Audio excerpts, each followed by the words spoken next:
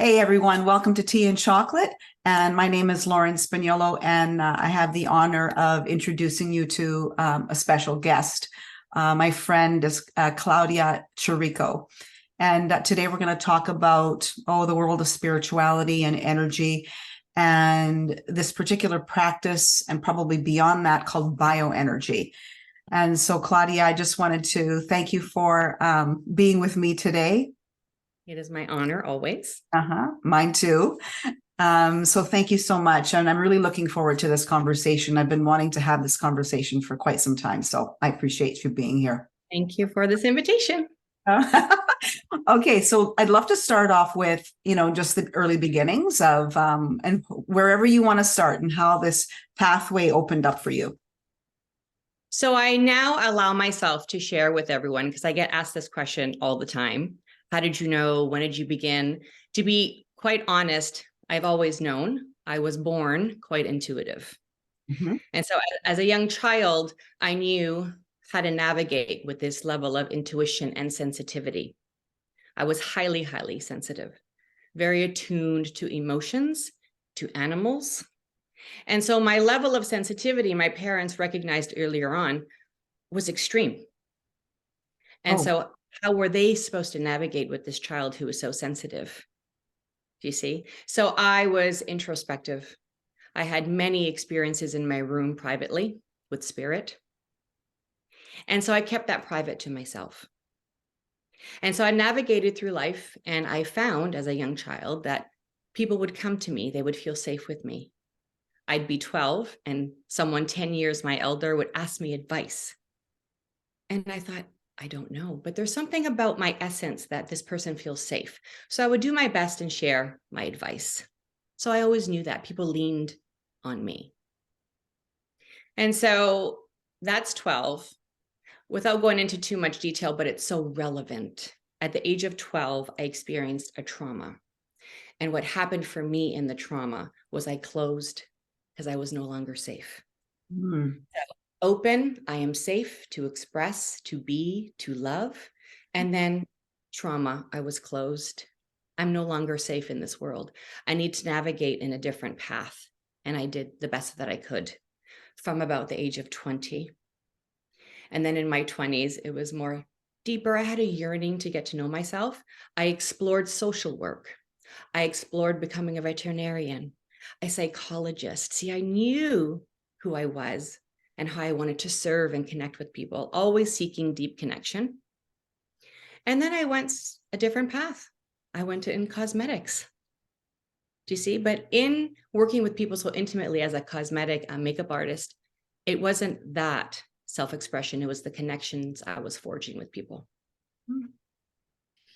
And then fast forward, I met my husband.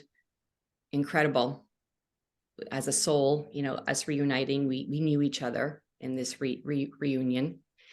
And then when I had my children, there was a call. And I knew the call, it was familiar. And it was literally, you need to awaken. You need to wake up and be of service. And I literally recall saying, no, I'm not ready. Oh, wow. Yes. And it looked like, read this book, take this course, listen to this lecture. It was clear for me.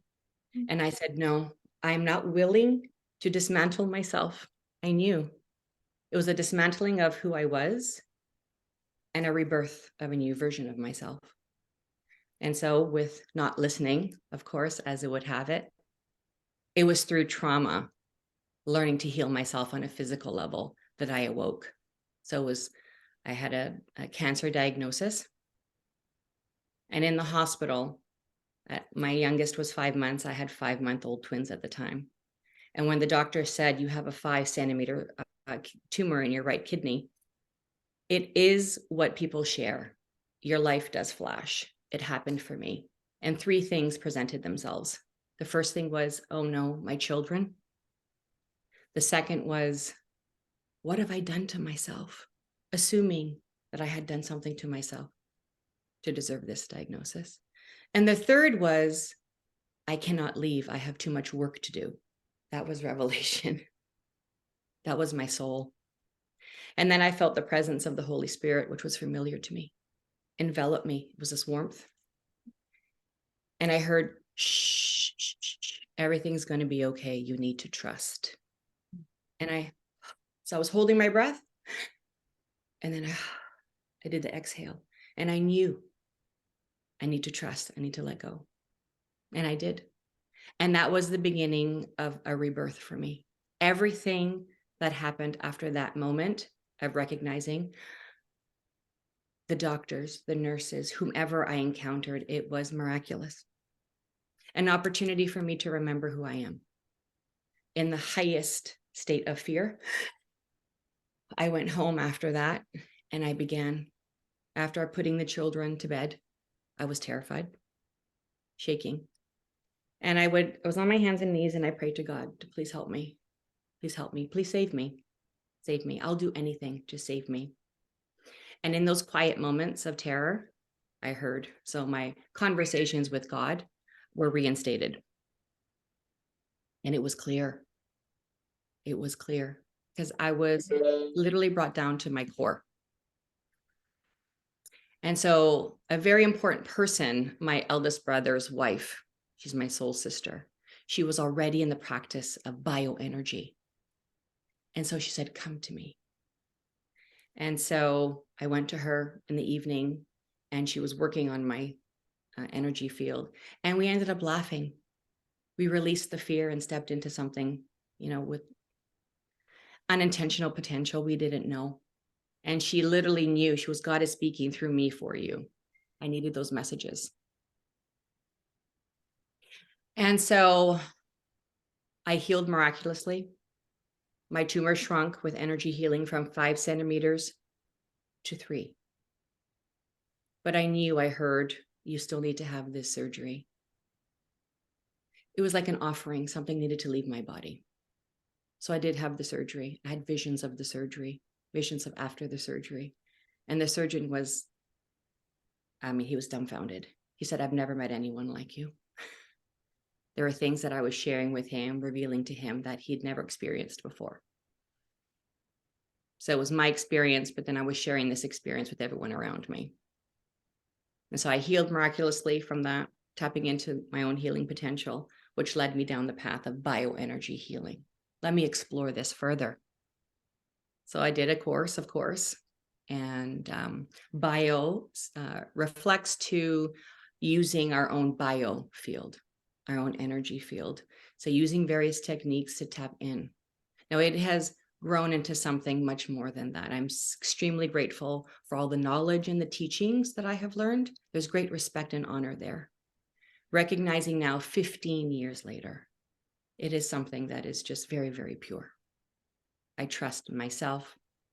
I trust in the connection that I forge with whomever is before me, which is very, very sacred. So I always share, no two people have the same experience. It's impossible based on our own life experiences, what we're holding on to, what we've moved through, what we yearn to move through. So it's essentially whomever reaches out, they are giving me permission to step into their energy field, and I have the capacity to see and sense what you're holding on to, what you're ready to release. Also, past life experience, ancestral lines, connecting into your soul, into your spirit. It's very deep, but I will only go there. I hold a very, very intentional space, conscious space, not forcing anyone to go. I meet them where they're ready to go. Could present as physical or mental, emotional, whatever they're presenting with. But it is transformational. So as I learn to heal myself, I use that, integrate that into my practice. I wasn't expecting the early part of your life there, the 12-year-old self there. Had you sought like professional experience? Like, did you seek a professional to help you through that? Because it sounds like when you're telling me the story, it was that you seemed like you were led by your intuition the whole time. So it was a blindsiding experience, and someone who we had entrusted was not trustworthy. Uh-huh. And so my father had always shared with me that if anybody was to harm me, that he was going to harm them. Right. As a little girl, I didn't want my father to be in jail, to be quite honest. I didn't want that. Right. But, my father was like, if anybody harmed you, I'm going to stand up and I'm going to protect you. Yes, very noble. But in Right. my little 12-year-old brain, I couldn't share what was happening with me for fear that something would happen to him. Mm. And I will share, because it's relevant. I did ask my mother, and she did not have the capacity to listen or receive what I was telling her. So she dismissed it. And I absolutely don't blame her for that. It's just her capacity, and I recognize that. Right. So at 12, I realized I'm on my own. I need to protect myself. Mm. It shaped me. Right. Now at 49, I have done extensive work because I yearn to know who I am. Where did I learn that? Where did I know I had the capacity to take care of myself? So I have done past life regression, and I did tap into a lifetime where I learned. It was the belief around, I'm the only one who can keep myself safe. No one else is going to protect me because my primary caregiver abandoned me, did not care for me. Do you see? So I have a greater understanding of who I am, who my parents are, my lineage. I live for that. I really yearn for that self-knowledge. Is it important to understand our lineage, our ancestral roots coming forward, like in this present day? Only if one is open to it. So I have many people who are very open to it and want to seek it to have a greater understanding. It's very, very empowering. Right. And also recognize energetically, our ancestors are here. I lean on them all the time. I call them in, help me. I can't see. I'm really stuck in this moment. Help me. And I feel them integrate. In that moment of help, I'm abandoning all my thoughts. Any need to control a situation, it's complete surrender and trust. I'm allowing them in to guide me. Are you doing that in a place that's quiet and when you're really wanting to tune in? Or are you washing the dishes? It's, yeah, it's quiet. It's quiet. And when I'm in nature, I can feel them. Mhm. Yeah, but I'm very, very open to that level of connection and communication. Right. I have friends who say, I don't yearn for that. I live in a very dense place. I don't connect to spirit. I don't sense anything. I don't feel anything. And that's all okay. There's Right. space for all of us. It's where we are in our journey and what we're ready to, perhaps unfold and connect into, recognize about ourselves. But if you're happy living in that space, wonderful. Right. But Now, I see that deeper connection, not only with myself, but it translates in my connections with others. Yeah. You said you have this desire to really learn about yourself. And one of the questions I have is like, we often hear we're forgetting who we are. And can you expand on a little bit? Why do you think that's happened? And why is it important to remember who we are? That's the human experience, is the remembering and the forgetting in a state of fear, trauma. So we close down to protect ourselves, overwhelm. It's very difficult to remember. So it's delicate. It's very delicate. I have forgotten many times. In that state, I know that it's unnatural for me and it is not supportive of my healing. So this is why I call in that support. Help me remember, help me see. I've also heard, remember how I shared about past life regression? Yeah. I knew I was not able or safe to step into a past life until I was ready in a neutral state. I'm not prepared to step into a past life to re-traumatize myself. I have lived many lives. I know that. No one needs to tell me it's my higher knowledge, but stepping in, I needed to be prepared. And for what I saw and experienced, oh, did I ever need to be prepared? Just neutral, to see myself, to understand myself. And there was a piece of myself that I lost and I gained when I stepped in. Who didn't show up for me in that lifetime, I showed up for myself. So of course, we all forget. We all forget. And Right. if you forget, it's just it's a sign of disconnect, and you're in a state of overwhelm. Mhm. How can I pause, go inward, take a breath, and start to tap into my senses? What am I feeling? What am I sensing? Mm. The physical body. What is my heart as opposed to my head wanting to communicate to me? I know that there's a difference between spirituality and religion. And one of the things, though, of course, you've said was to, you started praying to God when you really wanted to, use me as however you want me, and to be of service. So, what do you say to folks that are, say, science-based, very left brain, that don't really want to even begin to tap into this spirit world, if you want to call it that? And I do have clients that are Yeah. many of them. And so again, this is not an environment of force, it's flow. Hmm. Very, very conscious and safe. And so if they step into my healing space, they do see I have a plaque of Jesus and a plaque of the Divine Mother. And I Yeah. get this question all the time. Is religion integrated in this experience? Absolutely not. I resonate with Jesus. I resonate with the Divine Mother. That is what I've always known. Other healers who have seen me, they say to me, do you know who walks with you? Now I know the answer, but the fact that they know is so revealing to me because it's so private. I've always leaned on Jesus. I've always leaned on the Divine Mother. But there's no limitation there. In religion, there's some limitation, either or, black or white. I don't live in that space at all. But, Universal love and acceptance. but do you think, though, that the actual teachings of maybe Catholicism, because, well, you and I grew up in that sort of energy and world, I'm wondering if, say, Jesus and Mary, it's almost like you can't utter the words because we've got this connotation around religion today. Absolutely. And I have been asked, please don't talk about religion. This is not religion. This is my spirit. This is my spirit. I'm speaking Right. on a Right. level. Mm-hmm. And so this is my own experience. So, but there's a connotation, based on those limitations. And so I had a client come, and he was a gay man. Mm-hmm. And he says, I'm on the verge of ending my life. Based on this religion, I am not accepted. Okay. Do you see?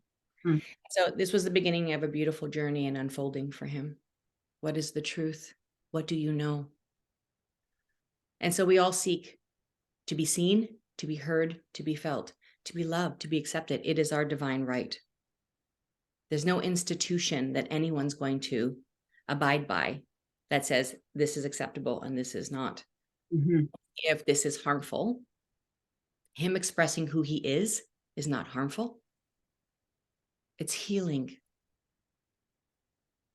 So he had to step away from that. In stepping away from that, he was stepping away from his whole family dynamic.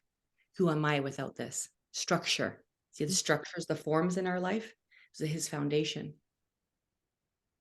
So he sought deep connection and truth. So stepping into my office, seeing Jesus and the Divine Mother, are you going to accept me? Am I safe here? I'm a gay man. I'm not here to judge you. You are a soul in front of me. My purpose is to support you. It is none of my business. It's irrelevant. I love you. Being this, that, or whatever it is, I love you unconditionally. And beyond my words, it is the energy. It's what I embody. That's what draws people in. We have the capacity to connect and communicate non-verbally.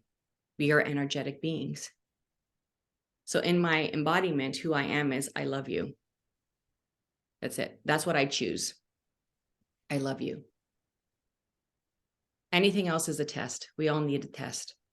Can I love you as a gay man? Can I love you as whatever, however you show up? That's the test. In higher knowledge, it wouldn't even be a question. It is our nature to accept and love. I see you. So these are obstacles we all have to move through. So do I see limitation in religion? Of course I do. I see the limitations there. I don't align with those limitations. It's not who I am. It's not how I express. It's just not what I know to be. You love me. If you love me, you love all. Well, do you think Jesus and Mary were religious or spiritual? They're spiritual. They're spirit, the embodiment of love. It's love vibration. So what I work with is love force energy.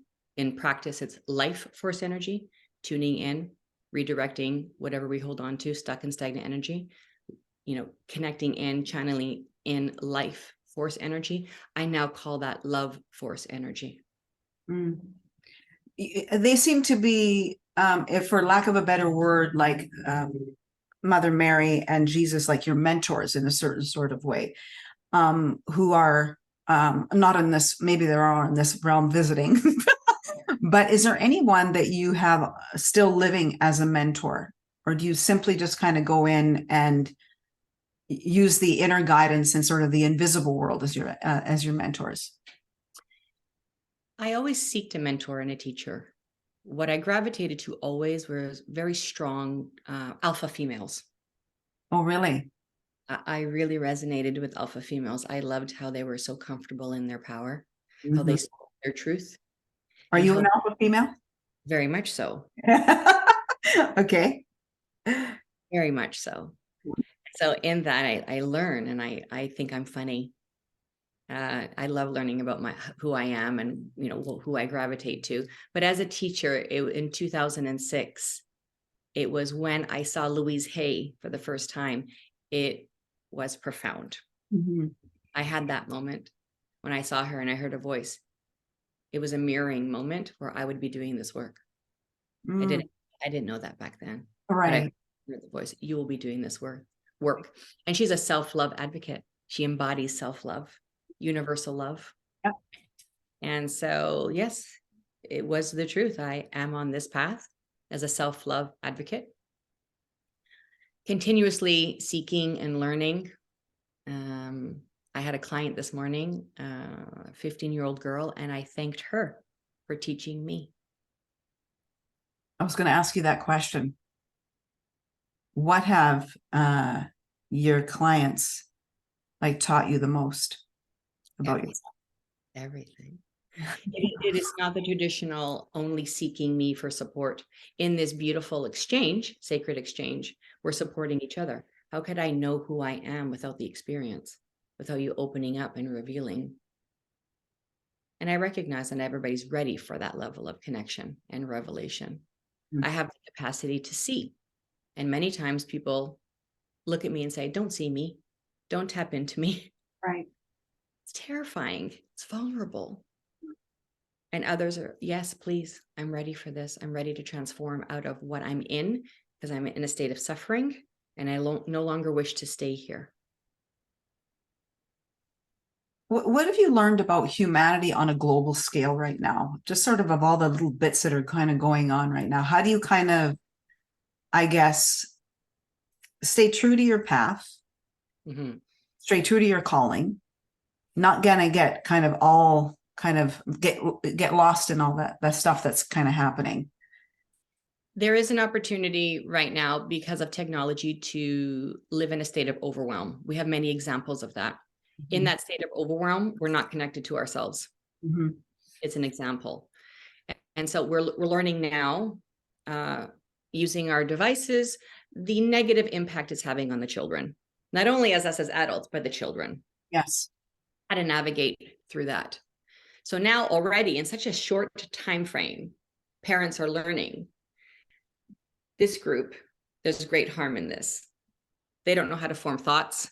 They don't know who they are. There's thousands of images being downloaded in their subconscious, telling them who they are, how to show up. It's great harm. And I have great concern there. So how do I serve myself? How do I help myself? It is in the self-care practices and rituals. I get really, really quiet and tune into myself. I get super clear on how I show up in life. There are many examples in our world, how to be and how not to be. many, many examples and cycles of history repeating itself. I think we are all bold enough to say we've had enough of that. We no longer want more of the same. We need and want transformation.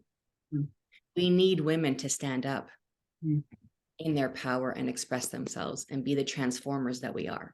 I know, not because anyone has told me, because I know who I am.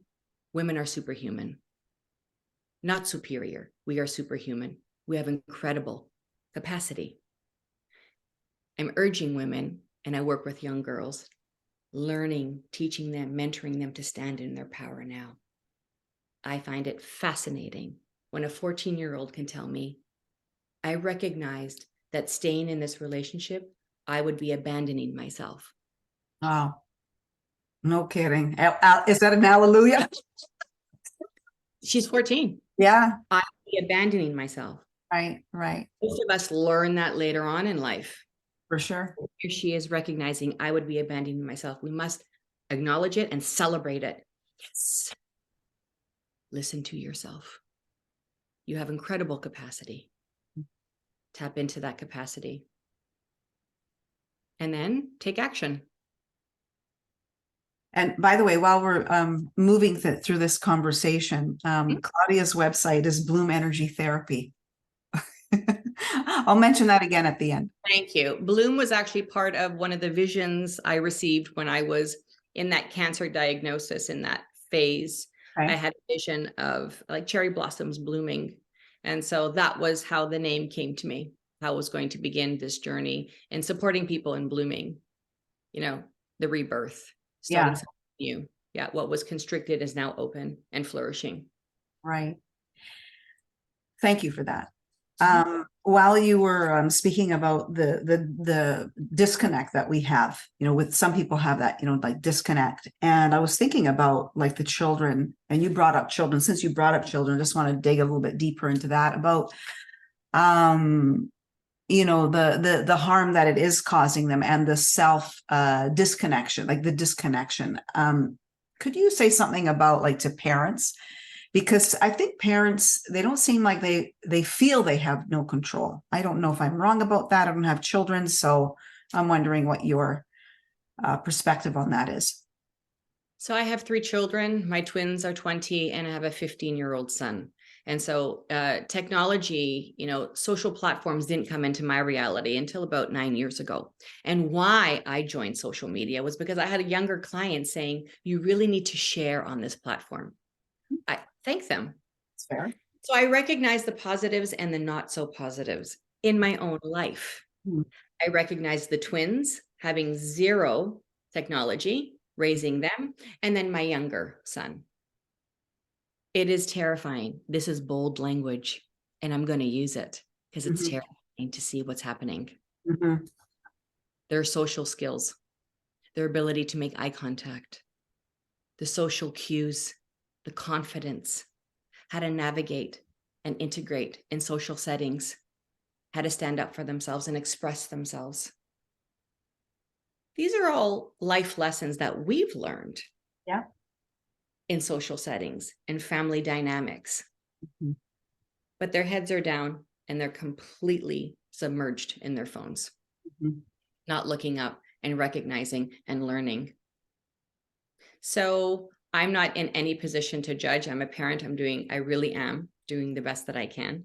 And so I educate my children. I am not a fan of the Apple Watch at all. Why? Because in my knowledge, the Apple Watch is completely disturbing the natural flow within your system. Basic needs of being seen, heard, and felt. When we are in connection and communication, listening, being a good listener is imperative.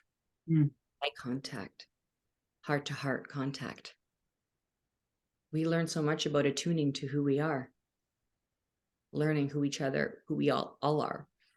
And so I'm recognizing the children, when I have a conversation, they're unable to even just sustain that focus. Right. Yeah. It's reflected in many areas of their life, through sports, through their schoolwork. It's that lack of focus because their brains have been hijacked. Imagine thousands of images being downloaded in your nervous system, causing the state of overwhelm. That's an unnatural state. It's a harming state. We can't function or develop. Their brains are not developed until the age of 25. Imagine, how is the brain supposed to develop in a healthy manner with all of these images and influences? So they have to learn how to decipher. Now, as a parent, if my child is seeing me with my head down, addicted to my phone, they're not going to really listen to me when I express to them the harm of the phone. So as a parent, we need to look at ourselves. Am I addicted? Am I reaching for that phone? When I'm in a state of discomfort, am I reaching for my phone? Or am I facing these issues head on in connection and communication and conversation, real conversation? So there is a way.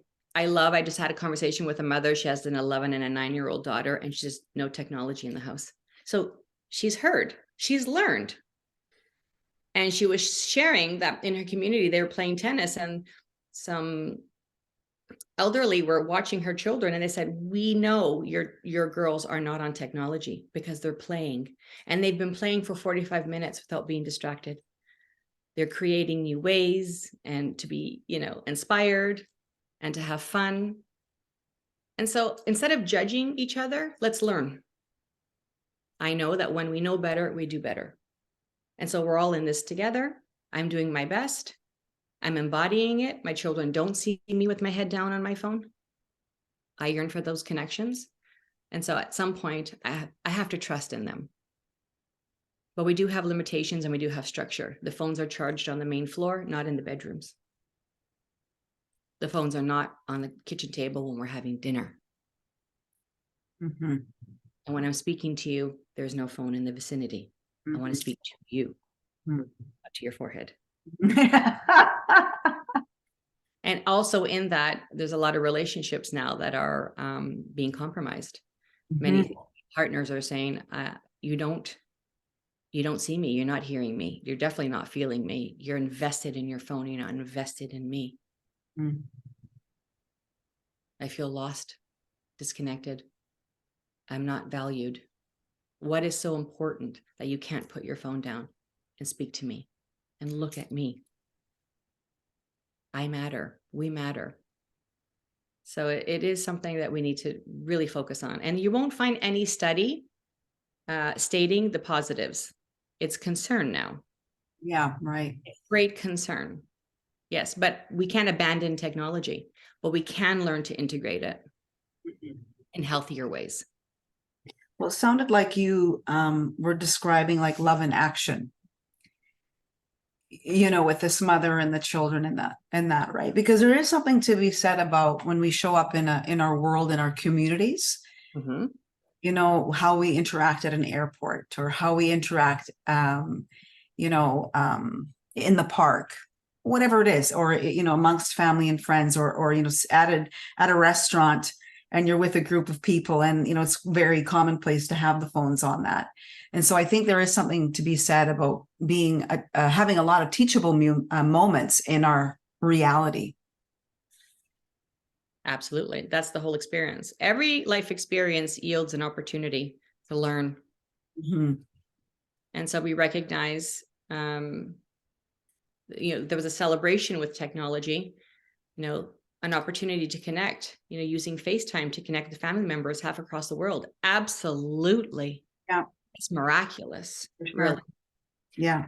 I'm talking about, and speaking to these young children, these platforms that are, every few seconds is another image. That's what I'm talking about. I use my phone as part of my morning ritual. So in my prayer and meditation, in stillness with myself, I ask God, who needs me today? And so if I have a vision of someone, if I feel them, after that practice, I pick up my phone and I text people, good morning, I'm thinking about you. How are you? Cultivating that deep connection. And I normally get, I was just thinking of you. Of course you're thinking of me because I'm thinking of you. And I genuinely care. How are you?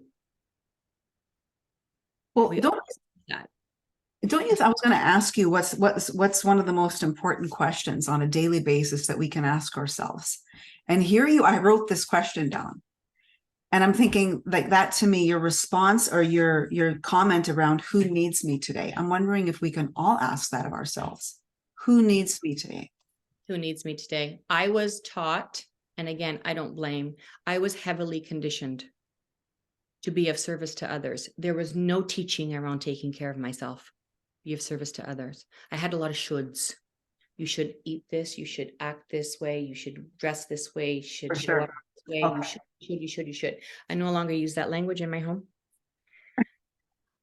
because it was damaging for me. It was Yeah, very for sure. restrictive. Yeah. And so I learned, wait a second, why am I so angry and resentful? I'm consistently serving others, and at the end of the day, there was nothing left for me. I learned from a past life, I was in practice, it was the same lessons. I need to atone that in this lifetime. Care for myself first, and then be of service to others. Even as a mother, I must care for myself first if I'm going to show up authentically as the mother that I am, the love source that I am, the safe source. I have to care for myself. So I ask myself, what do I need today? It's easier now. I'm very empathetic and understanding when we have, certain phases of our life where we have young children is very busy because they need you consistently. There's still ways to integrate that self-love care ritual into your daily life, not abandoning ourselves. Being that angry person. I don't want to be angry. I don't want to be short-tempered. I don't want to be resentful. So how do I atone that? The medicine is loving myself. So this is the teaching. So now I teach that and I pay that forward. I tell my daughter all the time, I can see traits in my children. And so my daughter also is tuning forks. And whoever needs her, she's there. And I remind her to care for yourself. Always create space for you. Listen to you. What do you need? I respect her boundaries. Boundaries was not a word that I was raised with. Boundaries. It's funny. Oh, I It's know. funny. Boundaries. And so, yeah, very sacred boundaries. And so, yes, I have learned to teach people how to treat me. Even my children, I'm very respectful of my children.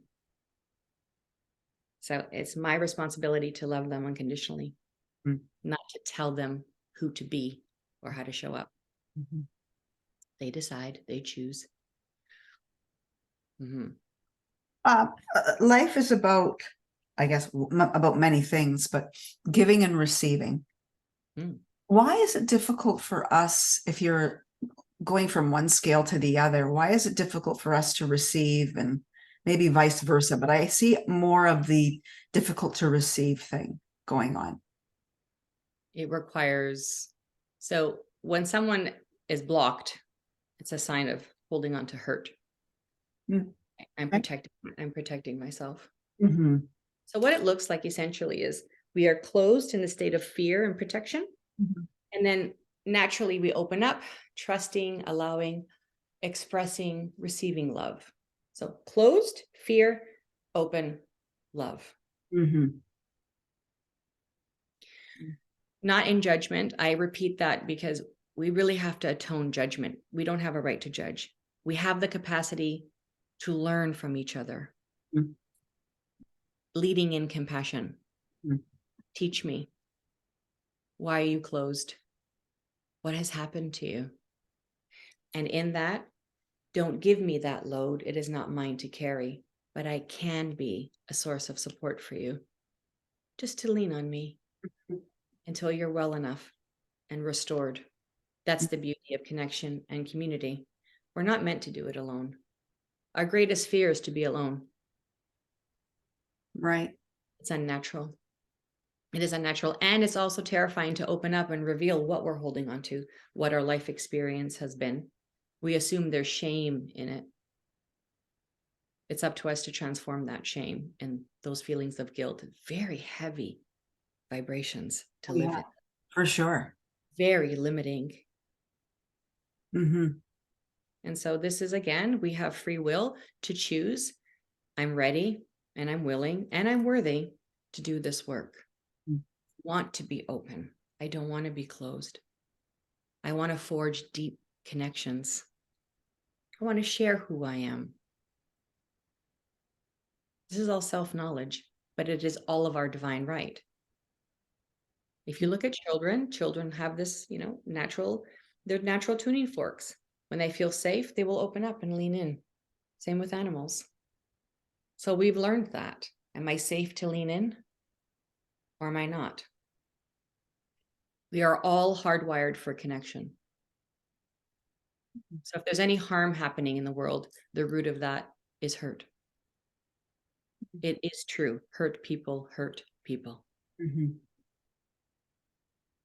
Did you ever, at some point when you were starting your practice and seeing clients, did you ever feel, oh my God, this is just so much responsibility? And after a session, you've done, what you do, and they've walked out with whatever you've gifted them with. And I think that's just it's a sacred thing too, actually. But to have that level of responsibility, what does that mean to you? That's an opportunity for me to tune in. Mm-hmm. And I can tell you honestly, how I showed up 15 years ago is definitely not who I show up as now. So I honor who I was, that version of self 15 years ago, where I did carry more of the weight. Mm-hmm. I was not practicing self-care as much.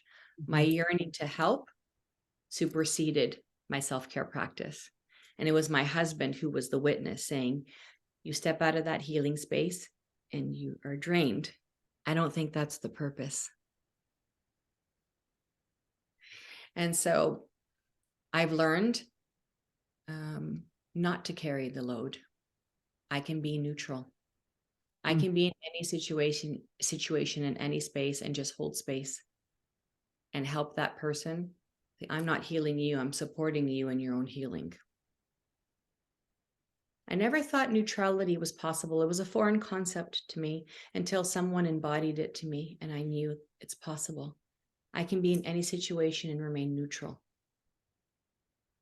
And yes, I have experienced that. Mm-hmm. Mm-hmm. I also honor the empath that I am, highly intuitive, sensitive being that I am. So I'm very careful what environments I put myself in, what I subject myself to. My family knows I do not allow myself to see any harming images. So if we're watching the news and they say coming up, warning, right? I remove myself from the room. Because if it's something too harming of an animal or a child or such something, I am not going to subject myself to that. Mm-hmm. I already know from life experience what it's like to carry heavy loads. Mm-hmm. Intuitively, I used to think, I recognize the load you're carrying as the empath. Give me this load of sadness. Give it to me. I can't bear to see you in the state of sadness or suffering. That is not my place. I'm a source of support and guidance. Teacher, yes. Mentor, yes. But the healer is simply one who has learned to heal themselves. And then I support you on your own healing journey. That's empowering, not disempowering. As parents, I have myself through my own life experience. Of course, when my child's in pain, I have lost my power. It's too overwhelming for me to see my child in pain. So I would just literally shut down. That was not serving me or my child. So I had to learn to empower myself, to be steady in those situations, a steady source of support, and know that this will pass. But I'm not going to do the work for my child. In order for them to recognize who they are, they're going to do the work themselves. Mm-hmm. Structure, yes. Support, yes. But I'm not going to do it for you. I'm going to remind you of who you are and what you're capable of. Right. It is one of the things in doing so in what you're saying is, are you helping people to move out of their ego mind and kind of move into their heart or spirit, like ego versus spirit? So when they reach out to me, I always ask them, how can I support you? Do they know?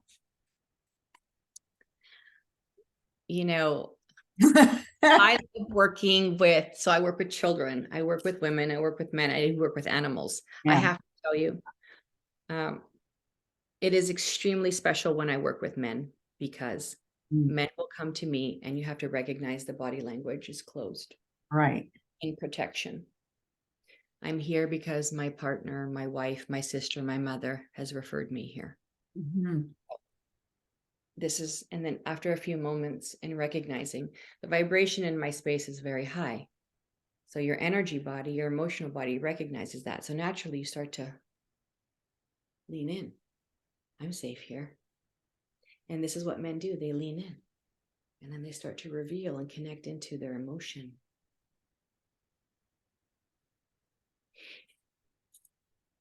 In allowing themselves to lean in and tune in, they always say, I didn't recognize how much I was holding on to. I didn't know the little boy in me was having this temper tantrum,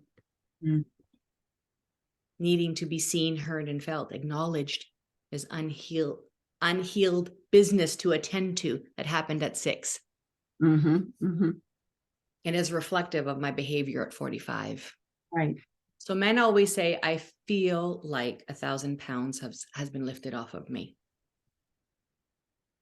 So in session, we will go where we need to go, how far or how deep they're willing to go.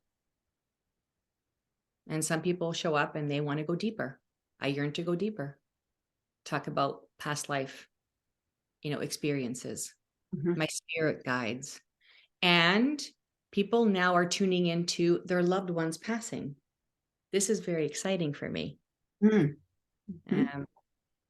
More and more people are sensing their loved ones. Who do I go to explore in conversation?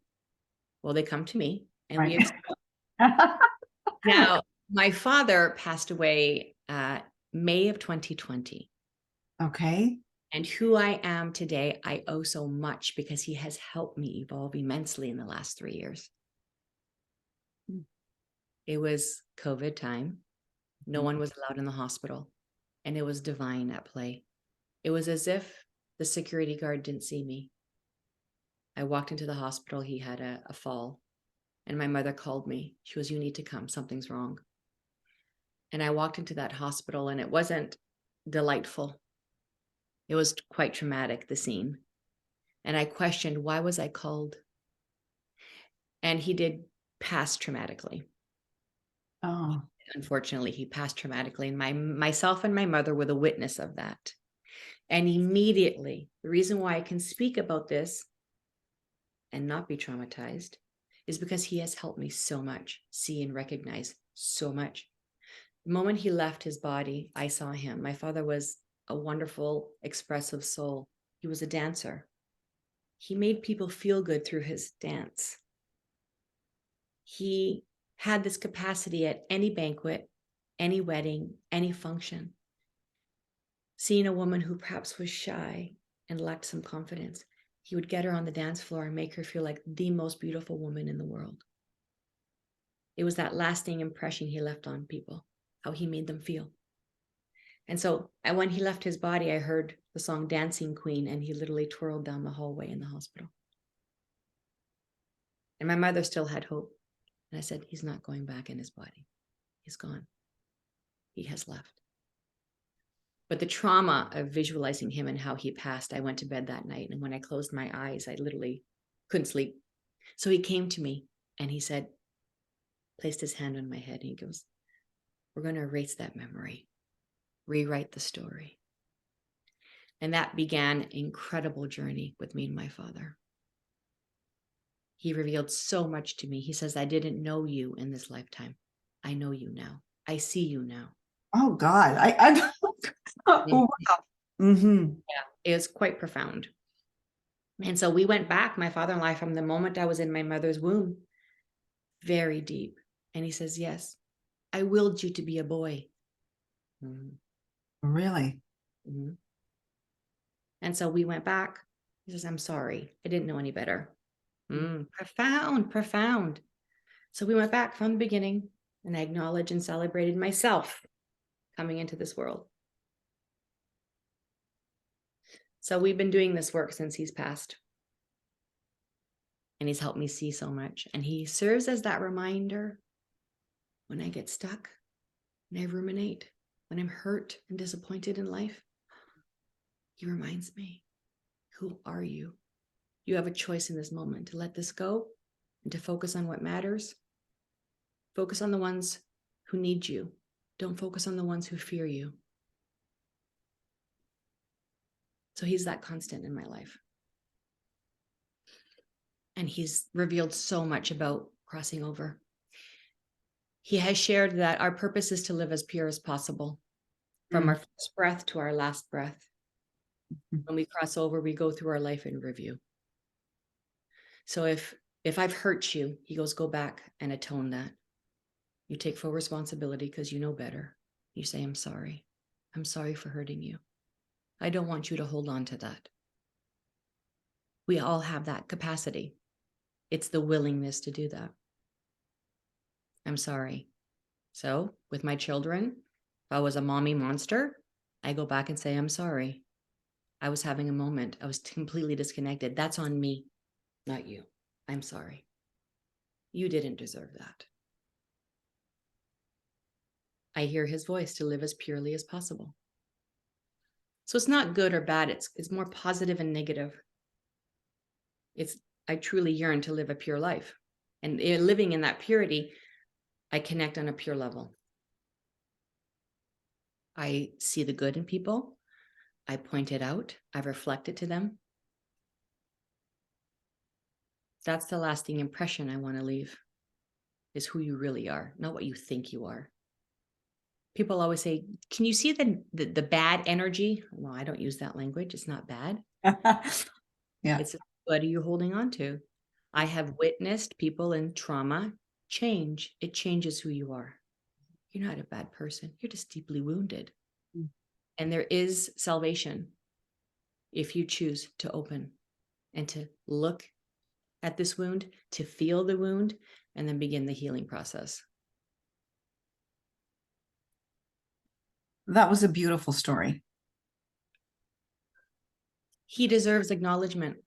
He deserves it because he has chosen to, hold my hand and acknowledge he was deeply traumatized. My dad, he lost his mother at the age of 7 and he closed. A part of him closed and he lived from that wounded place. And it prevented him from living in full expression. And so now he knows, he recognizes. And he allows me in on what's happening over there. And it's glorious, really. So has he sort of removed your, or if you had anyway, I don't know if you've ever, I don't know, in speaking with you, but fear of death?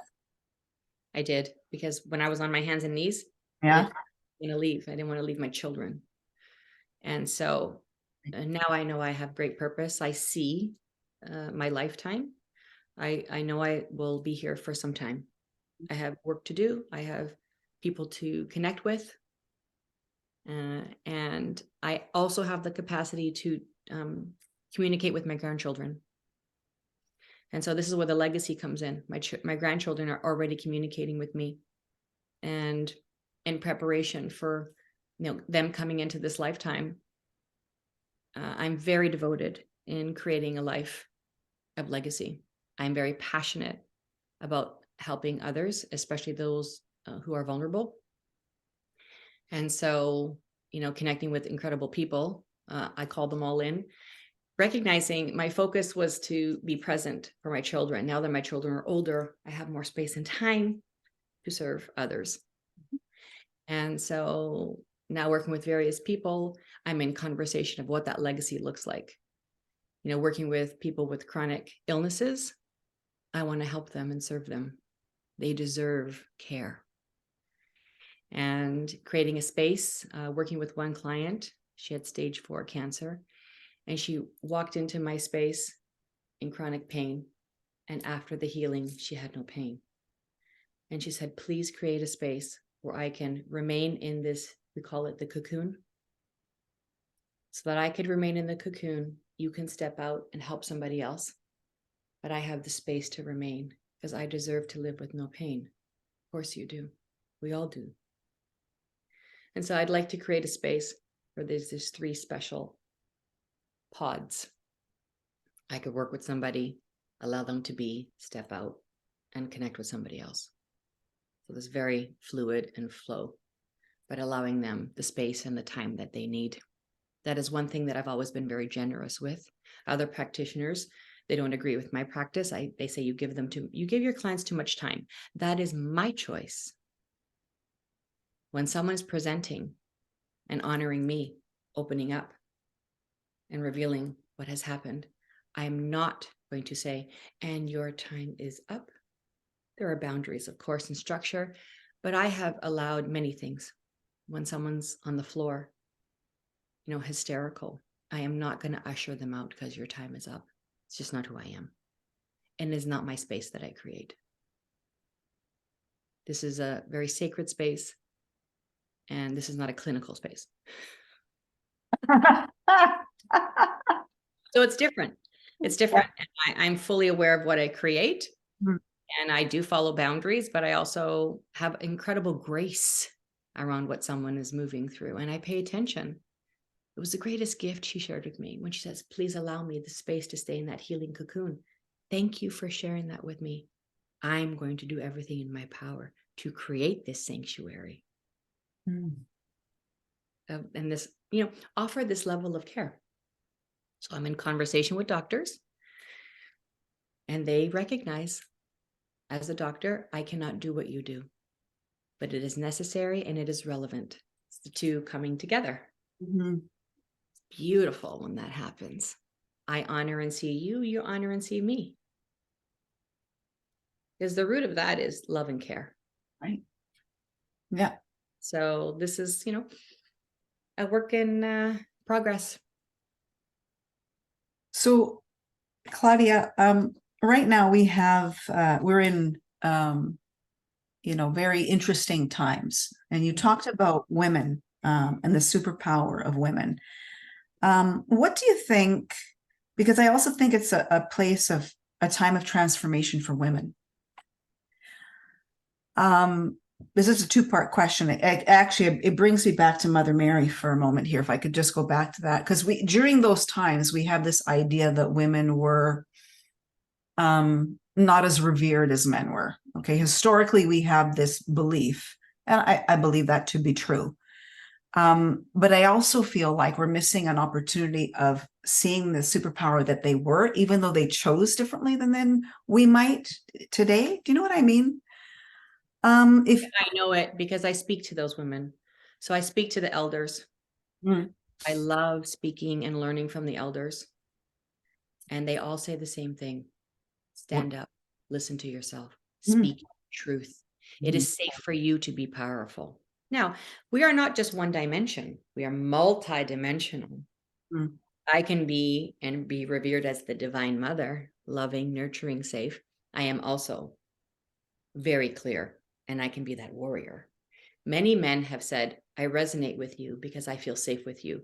You're very strong. You're very confident. Yes, thank you. I am comfortable in my power. What I've had to learn was that warrior. Remember the child I learned that only I can keep myself safe. I cannot lean in and trust. It is safe for me to put my sword and shield down. Channel that power from my power center up to my heart and express in a more gentle vibration, more inclusive. So we can morph into whoever we need to be, but we don't belong segregated, dismissed in this tiny little box. There is no box. It's gone.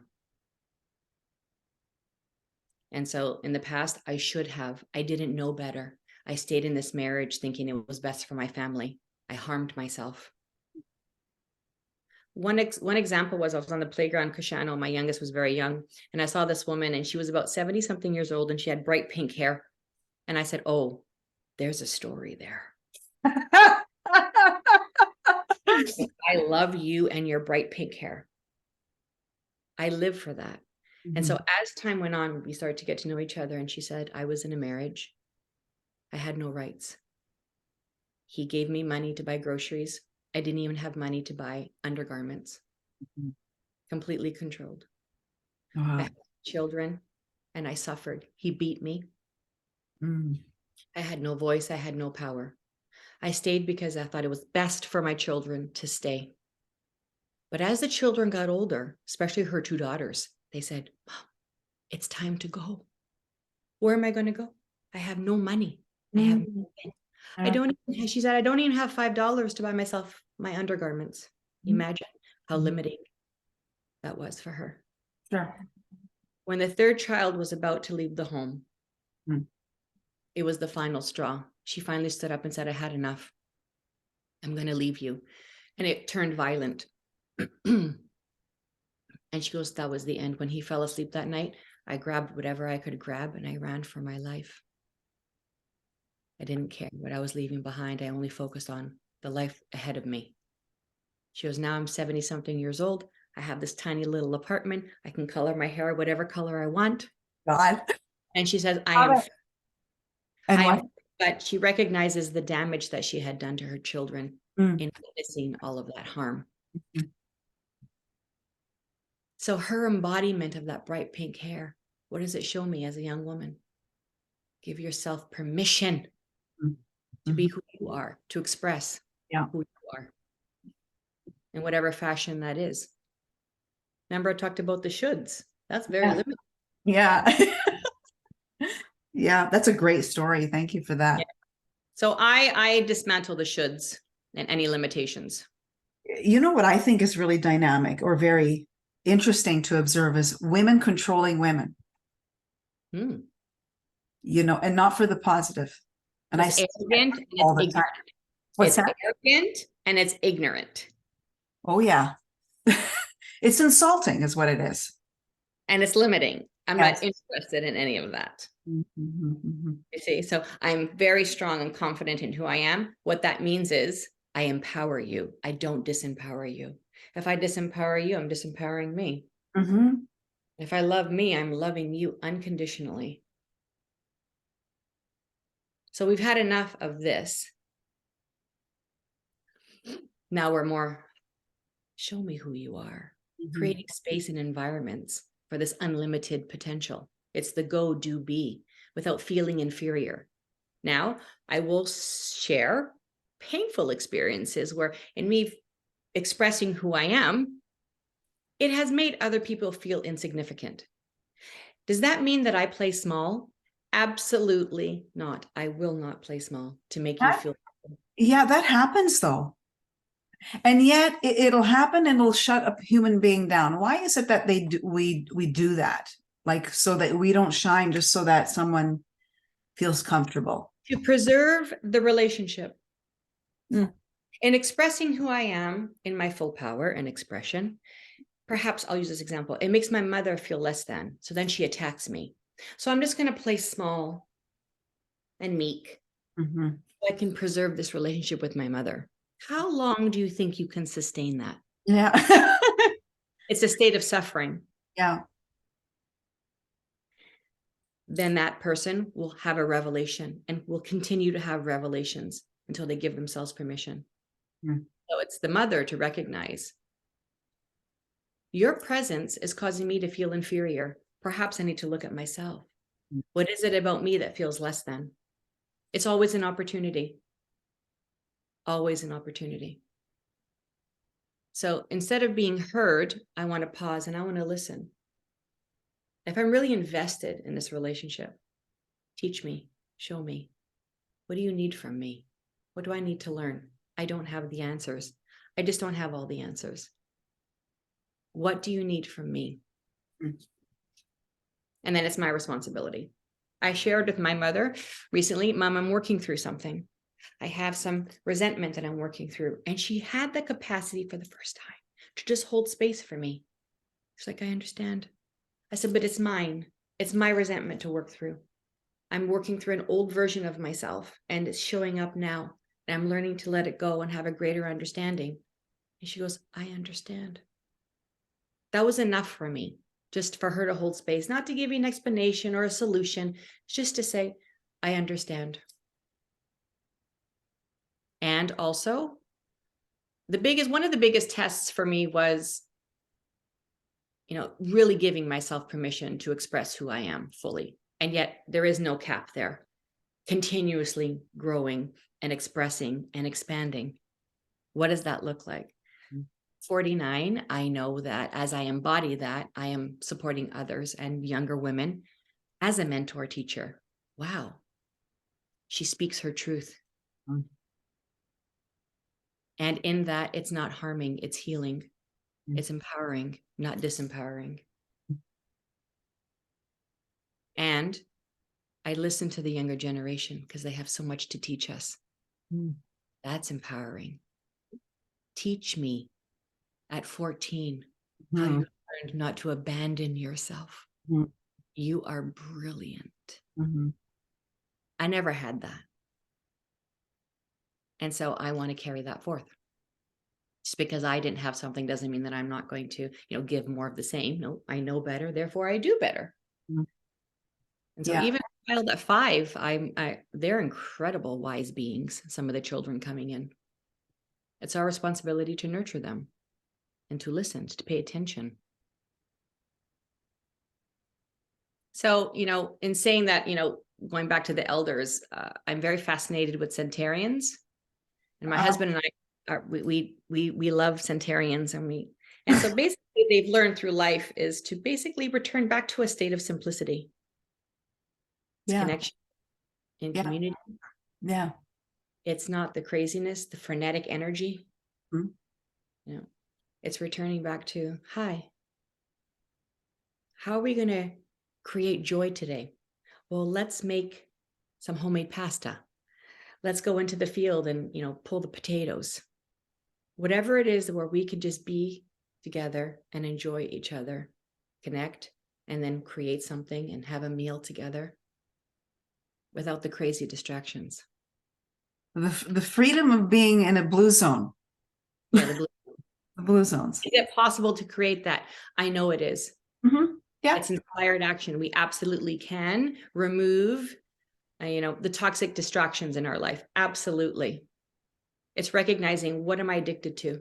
What am I allowing in? And how is it supporting me, serving me, or not? And then it's eliminated. I create harmony in my home. Anything that comes into our life or our home that disturbs that is eliminated. My husband one time, this particular time, was carrying a load of stress on him. I was home cooking. The children were all chilling, relaxing. The dog was on its mat. He walks in like a wrecking ball. Yeah.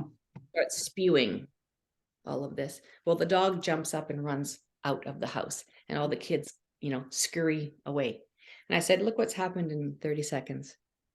State of peace and harmony. You come in and you disturb our peace. So I'm going to ask you to leave. Step outside. We don't want what you're offering. Whatever you're carrying from your work stresses, we don't want it. Go outside, shake it off, have a moment with yourself, then step back into our house. And go get my dog. He looked at me, he was shocked. And I said, we don't want what you're offering. It's not okay for you to project all of that onto us. And he actually did. It was a moment of atonement. That was perhaps what we were used to. The father coming home and screaming and yelling, domineering. We don't want that. No, thank you. You have stress, we'll talk about it after. But you don't have permission to spew that on us. That's with anybody. Anybody. You either receive what I'm giving or you're not. In any relationship. I'm going to receive it or I'm not. If you're going to judge me, I'm going to either receive it or I'm not. If you're going to harm me, I'm going to receive it or I'm not. Then I have free will to remove myself. So we're all learning. I'm grateful my husband was open in that moment, and now he understands. Absolutely, I'm responsible for what I am sharing, offering in our home. What am I contributing to? The healing or the harm? Who am I? Am I a source of healing, or am I a source of harm? I choose healing. And if I've ever harmed somebody, I go back and I atone that and I heal that and I learn from that. I don't wish to repeat that.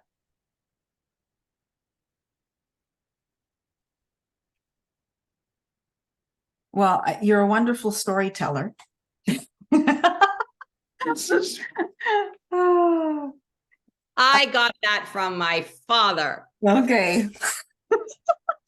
The one thing I have atoned is he was quite dramatic and expressive.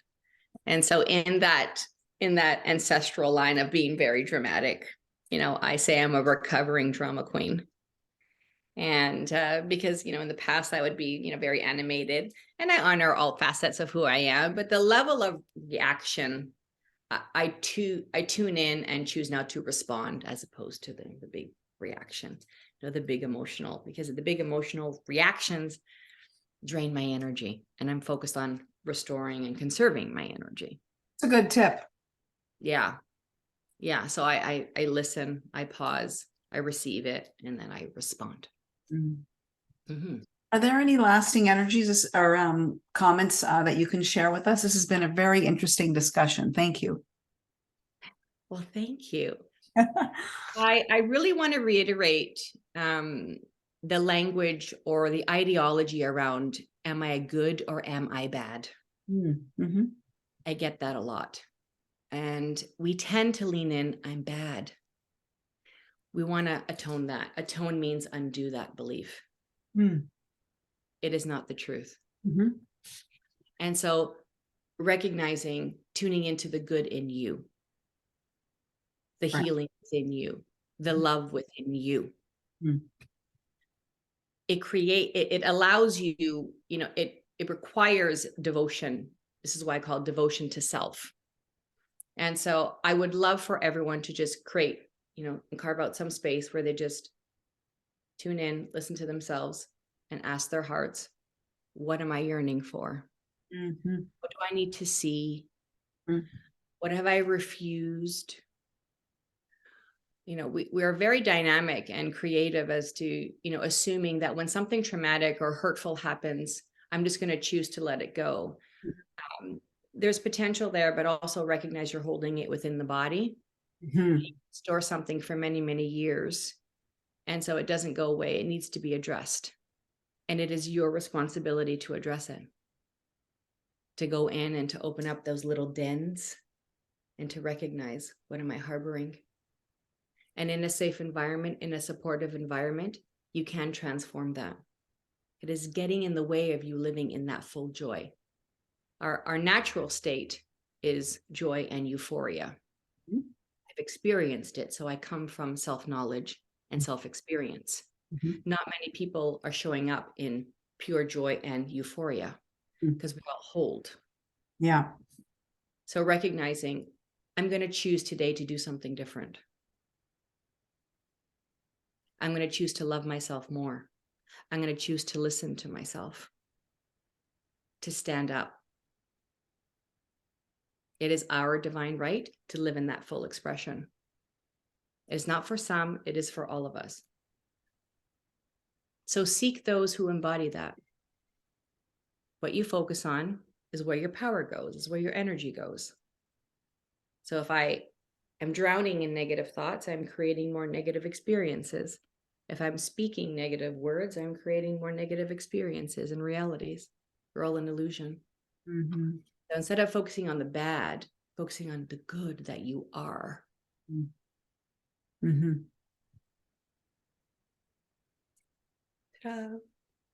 then leading your life in that way. Yeah. At any moment we have free will to transform, to choose a new path, right? To create that path. And so I do it all the time. There's progression and then there's regression. The recovery is based on our willingness to love ourselves. In any situation, more love is required. I speak to professionals and I say, in any situation, perhaps you're presented with something in the boardroom, I always say, the core, the root, more love is required. How could it be so simple? It is, if you focus on that. More love is required, more care is required, more compassion is required. So that extends from self. As I extend that and grace myself with that love and compassion, it extends out to our relationships and how we show up. We all could use some more love and compassion. That's very true. So where can people reach you? So my website, Bloom Energy Therapy. On social platforms, I am active on Instagram, not so active on Facebook. I resonate and align more on Instagram, and I only share when I'm called to share. It is not something that I'm pulled to. I nurture real connections, heart-to-heart connections. And so I would love to hear from people. And I always encourage people, any question is a valid question. So yeah, anytime you want to reach out, website or on Instagram, Bloom Energy Therapy. I love meeting new people. I love learning from them. It's what I live for. Thank you. Thank you so much. I really, really appreciate it. I want to thank you. As when I look at you, you are a seeker of truth and empowerment and of healing. And so I look at you and you have very embracing and inviting energy. And so I align with that. So I really appreciate you inviting me into your space to share, who I am and what I'm up to. So thank you. You have always been a light source in my life. I've been for many years. And so when I look at you, you've always been a very glamorous woman. No, not always. That's how I've known you. Thank you. Perfect lipstick. So I value that. Yeah.